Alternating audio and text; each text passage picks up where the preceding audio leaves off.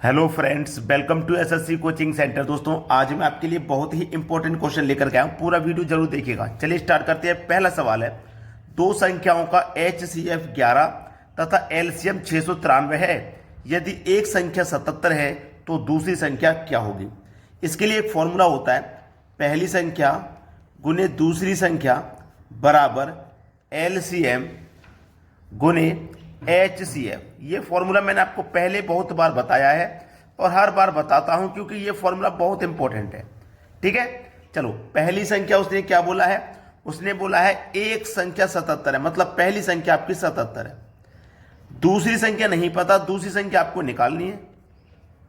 बराबर LCM दिया गया है 693 का और HCF दिया गया है 11। अब देखो, ये बराबर में संख्या आमने सामने कट जाएंगी तो 11 से 77 7 बार में कटेगा। ठीक है, और 7 से कटाएंगे 693 को तो कितनी बार में कटेगा, 7 निम 63, 63 कट गया, कितना बचा 6, 3 जोड़ेंगे 63, फिर से 7 निम 63। तो इसका मतलब दूसरी जो संख्या है वो कितनी निकल के आ गई, 99। बस हो गया आपका आंसर। सी ऑप्शन बिल्कुल सही जवाब है। अब देखते हैं अगला प्रश्न। अगला प्रश्न है, दो संख्याएं 3:4 के अनुपात में हैं तथा उनका LCM 84 है। इनमें से बड़ी संख्या कौन सी है। बहुत अच्छा सवाल। देखो, दो संख्याओं का अनुपात इतना है, दो संख्या मतलब पहली संख्या ये हो गई, दूसरी संख्या ये हो गई, इनका अनुपात 3:4 है और इनका जो LCM है वो 84 है। देखिएगा, प्रश्न में अगर आपको कभी LCM दिया जाए तो आप हमेशा अनुपात का LCM लेंगे। अगर योग दिया जाए तो अनुपातों का योग, अंतर दिया जाए तो अनुपातों का अंतर करना है। ठीक है, अब LCM है तो हम अनुपात का LCM लेंगे। 3 और 4 का LCM आ जाएगा 12। तो इस LCM में अनुपात के LCM से आप डिवाइड कर दोगे, 12 सत्ते 84, 7 बार में कट जाएगा। आपसे पूछा है बड़ी संख्या कौन सी है, तो जो अनुपात में बड़ा होगा वही संख्या बड़ी होगी। अनुपात में बड़ा कौन है, 4, मतलब दूसरी संख्या बड़ी होगी। 7 का पे 4 से कर दो 28, सवाल खत्म हो गया। 28 प्रश्न का बिल्कुल सही जवाब है। अब देखते हैं अगला प्रश्न। अगला प्रश्न है, यदि तीन संख्याएं 1, 2, 3 के अनुपात में हैं, तीन संख्याएं, ये पहली संख्या, ये दूसरी संख्या और ये तीसरी संख्या किस अनुपात में, ये 1, 2 और 3 के अनुपात में है। ठीक है, अनुपात में है तथा उनका HCF 12 है। आपको इस बार HCF दिया गया है तो मैंने आपको बोला है कि आपको जो भी दिया जाए, LCM दिया जाए तो अनुपात का LCM लेंगे, योग दिया जाए तो अनुपात का योग। अब यहां पे आपको HCF दिया गया है तो आप अनुपात का भी HCF लेंगे। तो अनुपात का HCF कितना आ जाएगा, 1। एक ही वो संख्या है जो 3 को भी कटाएगी, 2 को भी कटाएगी और 1 को भी। तो HCF 1 हो गया। तो इस HCF में अनुपात के HCF से डिवाइड करोगे तो कितनी बार में डिवाइड हो जाएगा, 12 बार में ही हो जाएगा। ठीक है, अब आपसे पूछा था कि वे संख्याएं हैं, तो 12 कमल पे 1 से करो 12, 12 दूने का 24 और 12 तिया 36। तो आपका वो संख्याएं पूछी गई थी तो 12, 24, 36 है। देखो किस ऑप्शन में, 12, 24, 36 बी ऑप्शन में दिया गया है। ये आपके सवाल का बिल्कुल सही जवाब है। अब देखते हैं अगला प्रश्न। अगला प्रश्न है, 5, 10 तथा 35 के सबसे छोटे सार्वगुणज और सबसे बड़े सार्वगुणनखंड का अंतर है। अब ऐसा सवाल अगर आपको एग्जाम में आ जाए तो जिन बच्चों को सार्वगुणनखंड या सार्वगुणज नहीं पता है वो तो छोड़ के ही आ जाएंगे। इसमें आपको LCM और HCF निकालना है और उनका अंतर कर देना है। देखिए, 5, 10 और 35 का आपको क्या निकालना है, LCM। ठीक है, 5, 10 और 35 का आपको क्या निकालना है, HCF। बस उनका अंतर कर देना है। अब देखिएगा, 5, 10, 35 का LCM कितना हो जाएगा, यहां पे 70 हो जाएगा। 70 35 से भी कट जाएगा, 10 से भी कट जाएगा और 5 से भी कट जाएगा। LCM 70 हो गया। अब HCF का मतलब होता है वह बड़ी से बड़ी संख्या जो दी गई संख्याओं को काट दे। तो 35 को 5 काटेगा, 10 को भी 5 काटेगा, 5 को भी 5 काटेगा, तो 5 से बड़ी कोई संख्या नहीं है जो इन तीनों को काट दे।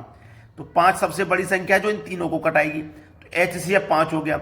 अब इनका अंतर कर देना भैया। अब इनका आप अंतर करोगे, 70 में से 5 घटा दो, अंतर आ जाएगा 65 का। यही आपका आंसर है, यानी कि डी ऑप्शन क्या है, सवाल का बिल्कुल सही जवाब। सभी बच्चों को ये सार्वगुणज और सार्वगुणनखंड में कोई समस्या नहीं होनी चाहिए। अगर प्रश्न एग्जाम में इसी भाषा में आ जाए तो आप उसे आसानी से कर पाएंगे। अब देखते हैं अगला सवाल। अगला प्रश्न है, 4, 5 और 6 का सबसे छोटा सार्वगुणज और 3, 6 तथा 9 का सबसे छोटा सार्वगुणनखंड का अंतर है। अब यहां पे समझ में आ गया, ये सार्वगुणज दिया गया है, सार्वगुणज ये है और सार्वगुणनखंड की संख्या अलग है, तो हमें इसका एलसीएम निकालना है और इसका एचसीएफ। सार्वगुणज का मतलब एलसीएम, सार्वगुणनखंड का मतलब एचसीएफ। क्लियर हो गया। 4, 5, 6, 4, 5, 6 का हमें क्या करना है, हमें एलसीएम निकालना है, ठीक है। और हमें 3, 6 और 9 का हमें क्या करना है, हमें एचसीएफ निकालना है। उसके बाद उनका अंतर कर देना है, ठीक है। चलो 4, 5, 6 का एलसीएम हो जाएगा 60। 60 आपका 6 से भी कटेगा, 5 से भी और 4 से भी कट जाएगा। एलसीएम 60 है। इनका एचसीएफ क्या हो जाएगा भाई, एचसीएफ कितना हो जाएगा, हमारे पास क्या क्या संख्या है, 3, 6 और 9। 3, 6, 9 का हमें एचसीएफ निकालना है, तो 3, 6, 9 का एचसीएफ कितना हो जाएगा, 3 ही हो जाएगा भाई। 3, 6, 9 का एचसीएफ 3 ही हो जाएगा। अब 3 हो गया तो हमसे क्या पूछा, इनका अंतर, तो 60 और 3 का अंतर जब हम करेंगे तो कितना आ जाएगा, 57। ये आपके सवाल का बिल्कुल सही जवाब है। 57 क्या हो जाएगा, प्रश्न का बिल्कुल सही जवाब 57, ठीक है। अब ऑप्शन में नहीं दिया गया, ऑप्शन में नहीं दिया गया मतलब ऑप्शन को लिखने में जरूर कोई गलती हो गई है, वरना आंसर आपका 57 है। समझ में आ गया सभी को। अब देखते हैं अगला प्रश्न। अगला प्रश्न है 36, 54 और 60 का सबसे छोटा सार्वगुणज डिवाइडेड बाई 90 किसके बराबर है। सार्वगुणज मतलब इनका हमें एलसीएम लेना है, तो एलसीएम लेना मैं आपको बिल्कुल जो बेसिक तरीका है उसी से बता देता हूं, ठीक है। हमें 36, 54 और 60 का हमें एलसीएम लेना, जो बेसिक तरीका आपने छोटी क्लास में सीखा होगा, इससे कभी गलती नहीं होती। 2 से कटाओगे 18 बार में, 27 बार में, 30 बार में, फिर 2 से कटाओगे 9 बार में, 27 नहीं कटेगा, ये 15 बार में। अब 2 से नहीं कटेगा, 3 से कटाओ, 3 तिया 9, 3 नीम 27, 3 पंजे 15, फिर 3 से कटाओ, 3 एकम 3, 3 तिया 9, 5 नहीं कटेगा 3 से, फिर 3 से कटाओ, कट गया, 5 नहीं कटेगा, अब 5 से कट जाएगा, ठीक है। अब इनका मल्टीप्लाई करो, 5 तिया 15, 15 तिया 45, यहां तक हो गया 45, 2 दूनी का 4, 4 तिया 12, 12 तिया 36, ठीक है। देखो 5 तिया 15, मेरे पास गुणनखंड आए, इधर लिख लेता हूं मैं पहले, फिर करूंगा। 2 गुने 2 गुने 3 गुने 3 गुने 3 गुने 5, यही तो है।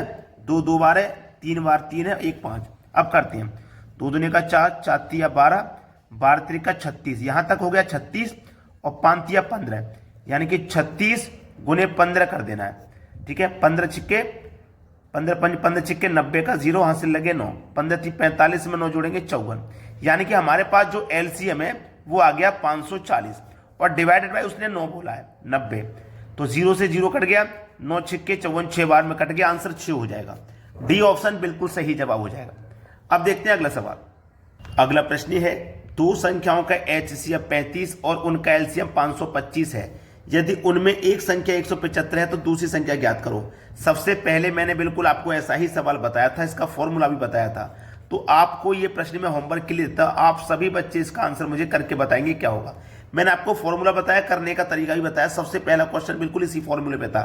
तो आप सभी को ये प्रश्न होमवर्क के लिए मिला है। अगर आपने वीडियो को अभी तक लाइक नहीं किया तो भैया लाइक कर दो, शेयर नहीं किया तो शेयर कर दो। ठीक है दोस्तों, धन्यवाद।